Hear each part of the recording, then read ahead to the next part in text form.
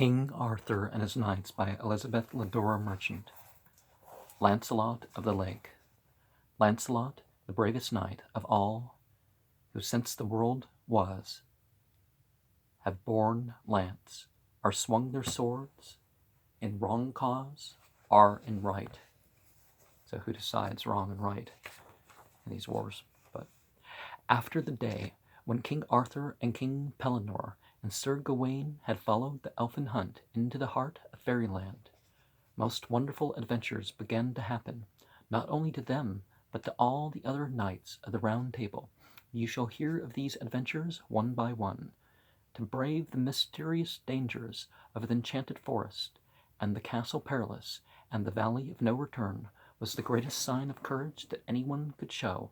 So of course, when King Arthur came back from the hunt of the White Stag, and told of the things that he had seen and heard, every one of his followers wanted to go into fairyland and see these marvels for himself.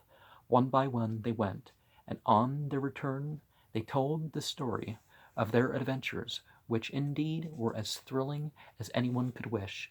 The fame of Arthur's fearless knights was soon spread far and wide. Every brave and romantic youth wanted to come and make his vow of fealty to the great king, who was the head of such a gallant company. And among these youths was a prince called Lancelot, who had spent all his childhood in fairyland, in a way that you will read about in the following story. He was the son of a great king named Ban, whose castle was built in a valley between two mountain ranges. When Lancelot was only a little baby, a neighboring king called Claudas came riding one day over the eastern range with an enormous army behind him. This great glittering army was set up in its tents all around King Ban's castle and prepared to besiege it.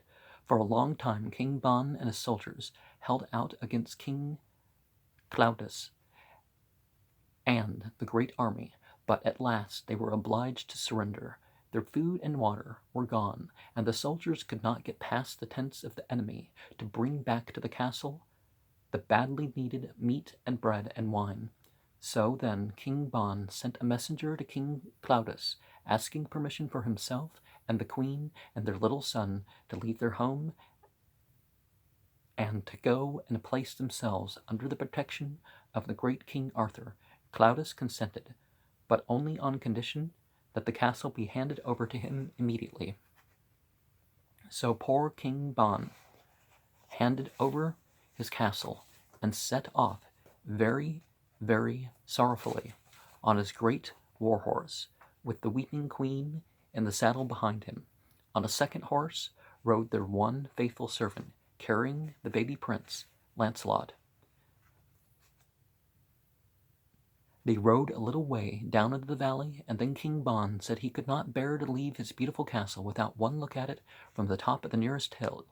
So the queen took the baby in her arms and sat down by the side of a beautiful clear lake, while the king and the faithful servant rode together to the top of the mountain. For a long time after the sound of their horses' feet had passed away over everything was very quiet in the valley. Nothing was to be heard but the sweet songs of the birds, the whisper of the wind in the treetops, or the stealthy rustle of waterfowl among the reeds. The queen, who had dried her tears, played almost contentedly with the baby, consoled by its beauty and its merriment. By and by, however, she became anxious, for she thought that the king had been away a very long time.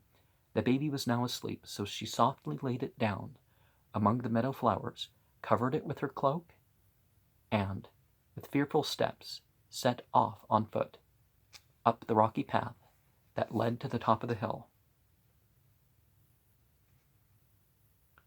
She had not gone more than 100 yards or so when she heard a queer chuckling, strange laughter behind her, not unlike the cackle of a water hen among the riches, only much longer and more like the chuckle of a mischievous imp. She turned around quickly to see whence the laughter came, and an alarming sight met her eyes. she saw her little baby in the arms of a strange and beautiful lady.